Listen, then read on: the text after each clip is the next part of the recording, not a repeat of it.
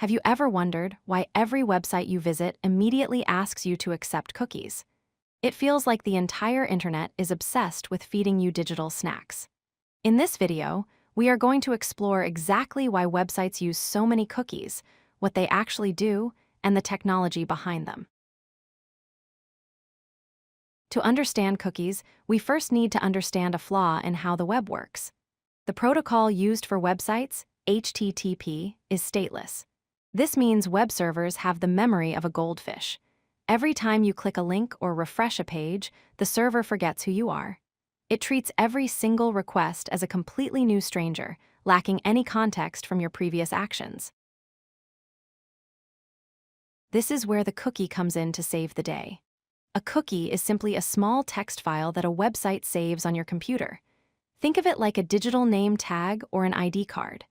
When you return to the site, your browser shows this ID card to the server, allowing it to recognize you and say, "Ah, welcome back, I know who you are."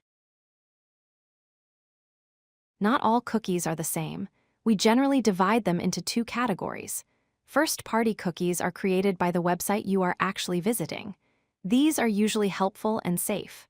Third-party cookies, however, are created by other domains, like advertisers or tracking companies, that are embedded on the page. These are the ones that follow you around the internet. So, why are they necessary? First, we have essential cookies. These are critical for the website to function. They keep you logged in so you don't have to type your password on every single page.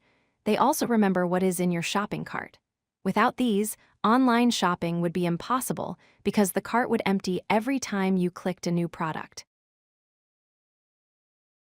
Next, we have preference cookies. These make your browsing experience smoother. They remember things like your preferred language, your region for local news, or whether you prefer dark mode over light mode. They aren't strictly necessary for the site to work, but they make it much more comfortable to use. Then there are analytics cookies. Website owners use these to understand their audience. They track data like how many people visit, which pages are most popular, and how long users stay on the site.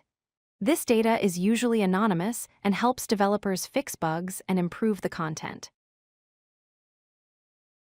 Now we get to the controversial ones, advertising and tracking cookies.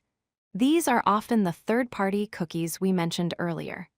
Their main goal is to build a detailed profile of your interests, age, and spending habits so that ad networks can show you targeted advertisements that you are more likely to click on. Here is how that tracking works in practice. Imagine you look at a pair of sneakers on a shoe store website. A tracker records this. Later, you go to a completely different news site. That same tracker is present there too, recognizes your cookie ID, and instantly serves you an ad for those exact same sneakers. This is cross-site tracking. Because this tracking became so pervasive, governments introduced privacy laws like the GDPR in Europe and CCPA in California. These laws require websites to get your explicit permission before placing non-essential cookies on your device. That is why you see those annoying pop-ups everywhere now. They are legally required to ask before they track you. The good news is that you are in control.